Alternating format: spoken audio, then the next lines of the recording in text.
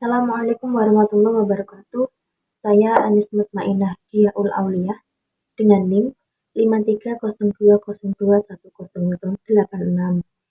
Di sini saya akan memenuhi tugas teknologi informasi dan di sini saya akan sedikit mengulas mengenai aplikasi perkembangan teknologi yaitu per aplikasi Zoom Meeting dan Google Meet.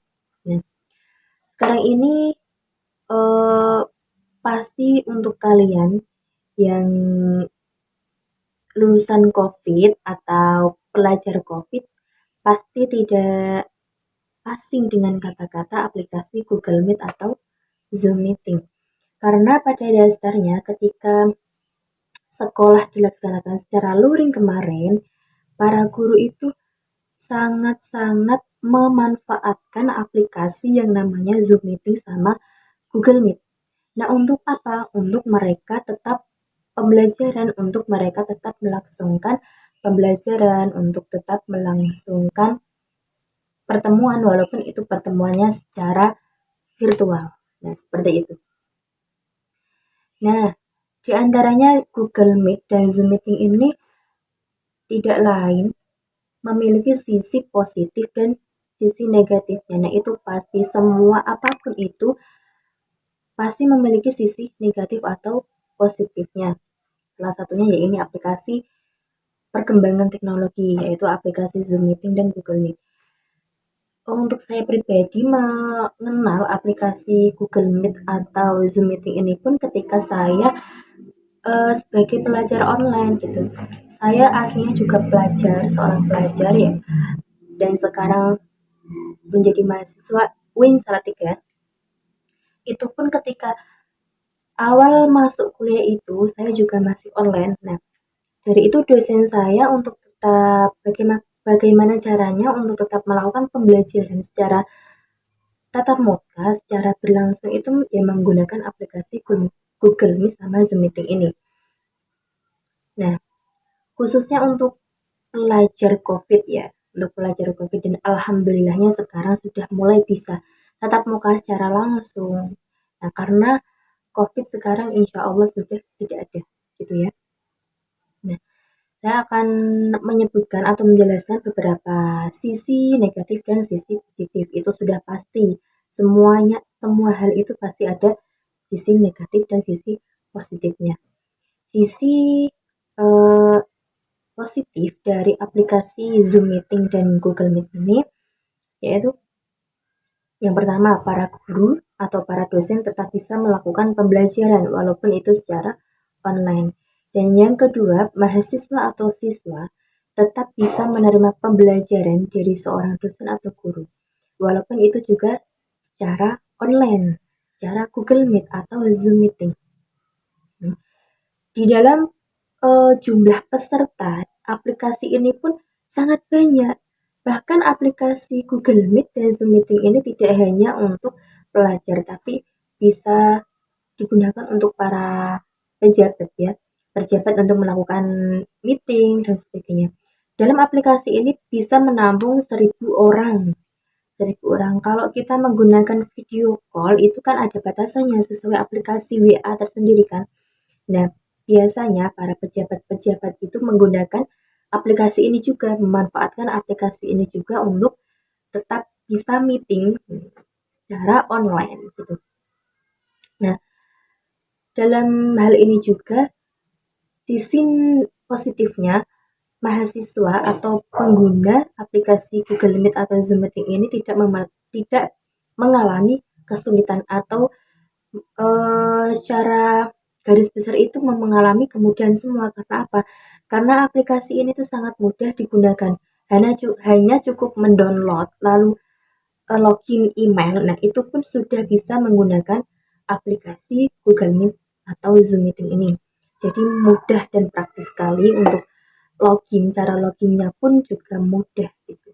Apalagi cara penggunaannya, nah itu juga sangat mudah. Tidak ada kata sulit dalam penggunaan aplikasi Zoom Meeting dan Google Meet ini. Gitu.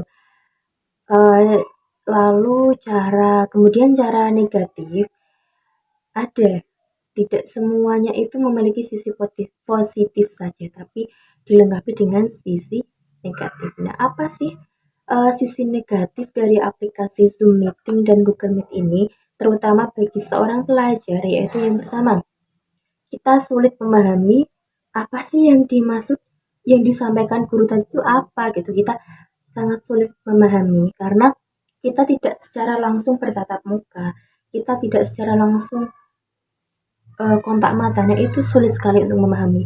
Saya sendiri pun berpengalaman seperti itu. Nah, tidak adanya sinyalnya.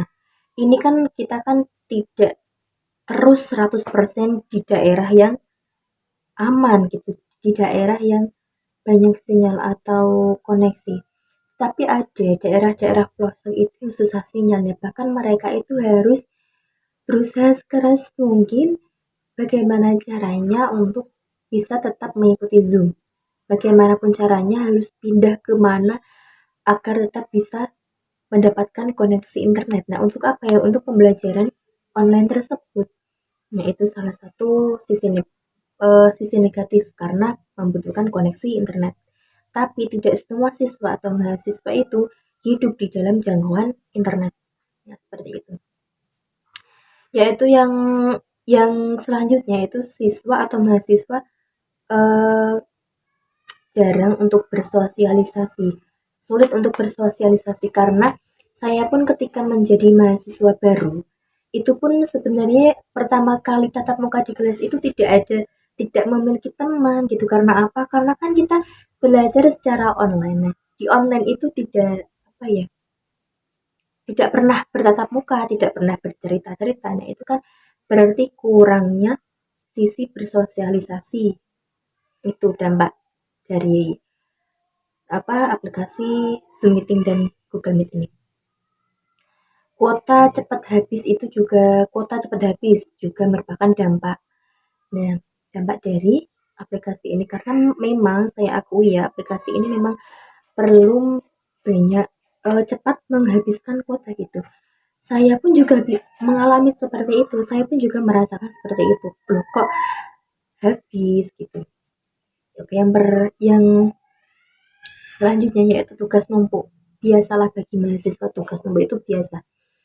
Nah, tapi dalam hal ini kadang itu dalam aplikasi Google Meet atau Zoom Meeting ini siswa sulit untuk memahami pelajaran.